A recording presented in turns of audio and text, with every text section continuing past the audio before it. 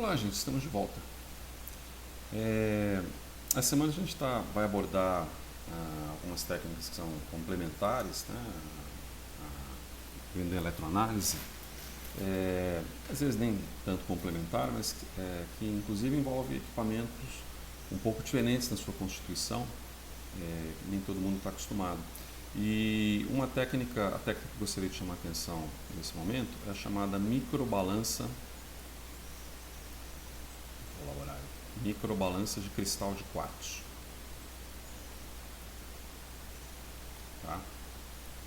Ó, ficou grandão, hein? Microbalança de cristal de quartzo.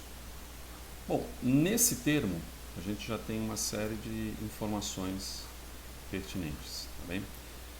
Micro significa que são para pequenas quantidades, né? Pequenas quantidades que podem ser mensuradas. Assim como você tem um potenciostato que é capaz de pegar picoampere, subpicoampere, uma microbalança tem que pegar quantidades pequenininhas. Que quantidades pequenininhas?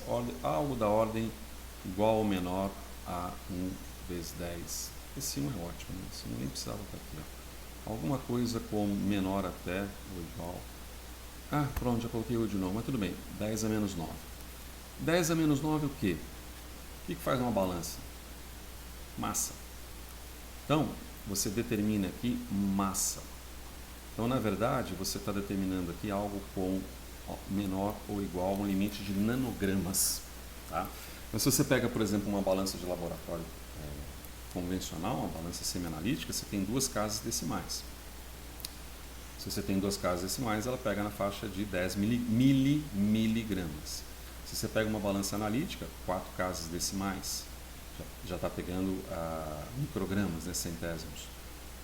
Se você pega 6 casas decimais com um aparelho de densimetria vibracional, de tubo vibracional, são 6 casas decimais de densidade, está fazendo essas proporções. Imagina um equipamento agora que você pega 9 casas decimais do grama, né, ou até abaixo disso, dependendo da resolução. Então é um equipamento extremamente sensível, tá bem? E ele opera em cima de não é uma substância, não é um módulo, de um elemento chamado cristal de quartzo. Cristal de quartzo é um cristal que você encontra, esses cristais de quartzo aqui, você encontra, por exemplo, em aparelhos, os mais variados, tá? Você encontra em aparelho de televisão, você encontra em aparelho de som, você encontra em placas de microcontroladores, placas microcontroladores. Por exemplo, você encontra em Arduino ou Raspberry Pi, você encontra em Arduino.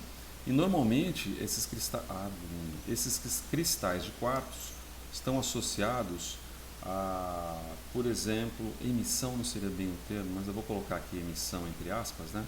A uma emissão de uma onda quadrada, por exemplo, de uma onda modulada por pulso, tá? Uma onda modulada por pulso. Uma onda modulada por pulso pode ser considerada uma onda quadrada. Isso aqui é convencional, tá bem?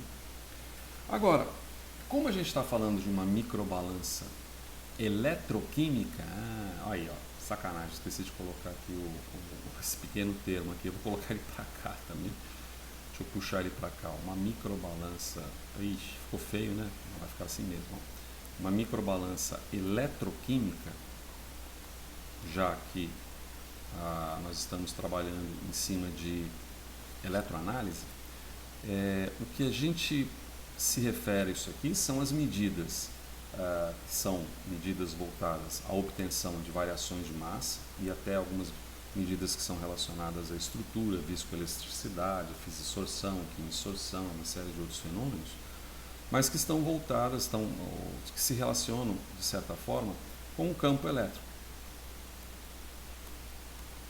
Então aqui a gente trabalha diretamente com o eletrodo de trabalho e, complementarmente, pode-se dizer assim, com um eletrodo de referência ou alguma referência que está associado a um campo elétrico, e esse campo elétrico ele é submetido, não sei se é bem submetido, esse campo elétrico ele é aplicado sobre um cristal de quartzo.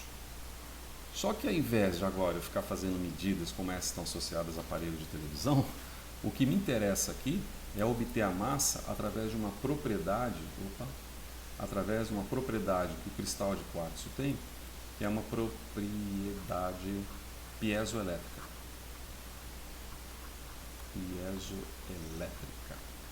Tá? Essa propriedade piezoelétrica ela é melhor descrita na física ondulatória. Mas basicamente, assim, para a ideia da eletroanálise, quando você tem um cristal, eu não sei desenhar um cristal aqui, né, obviamente, mas quando você tem um cristal, vamos dizer que é melhor escrever que isso aqui é um cristal. Tá? A deformação, quando esse cristal sofre uma deformação, e esse cristal não é um cristal comum, um cristal de quartzo. Quando ele sofre uma deformação, ele produz, ou ele está associado a um campo elétrico. Certo? A essência do babado. Aí ele está associado a um campo elétrico. O bacana da coisa é que é uma deformação física, inclusive, uma deformação física. O bacana da coisa é quando você tem o contrário. Quando você, há um campo elétrico, você submete um cristal e gera uma deformação. Tá certo?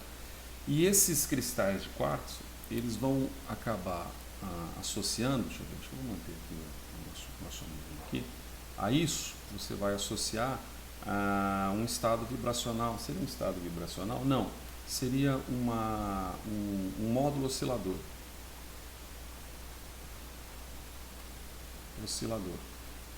Então ele vai oscilar, esse cristal simplesmente vai oscilar. A base do procedimento é essa. Tá?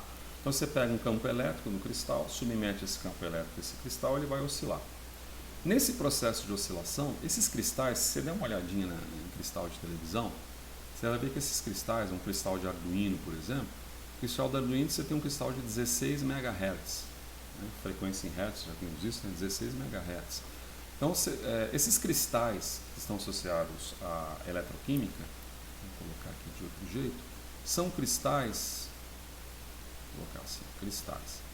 São cristais normalmente de 5 MHz ou 9 MHz, 10 MHz, tá? Mas também não passa muito disso. Mas a grande ideia é que você cria esse módulo oscilador no circuito elétrico,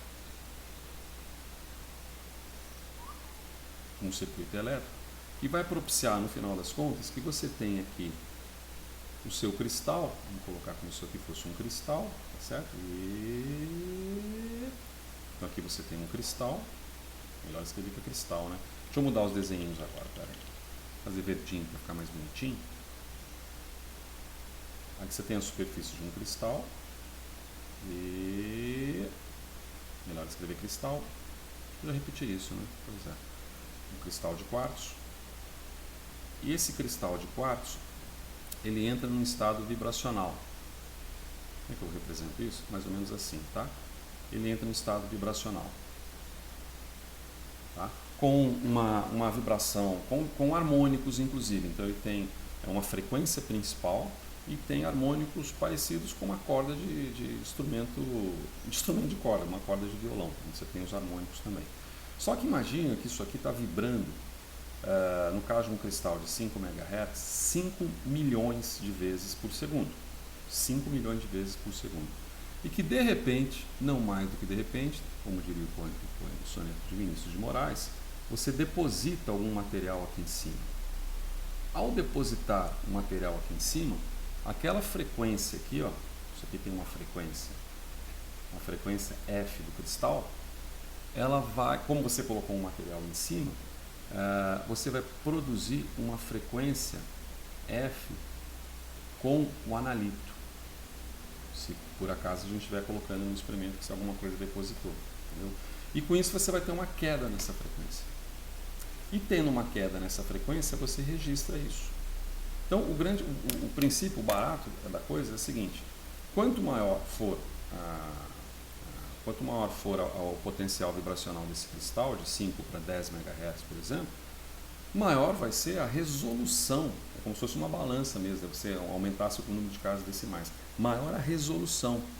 De tal maneira, de tal forma que, por exemplo, num cristal de 5 MHz, você tem ali, agora eu esqueci a relação, mas você tem alguma coisa como 1 nanograma de diferença depositado sobre o cristal, corresponde a uma variação de 5 Hz na vibração do oscilador, tá certo? Então com isso você tem um sistema de balanço, e esse sistema de balanço é de extrema precisão, e com ele você consegue fazer muitas cositas, ok? Vamos passar para um próximo agora.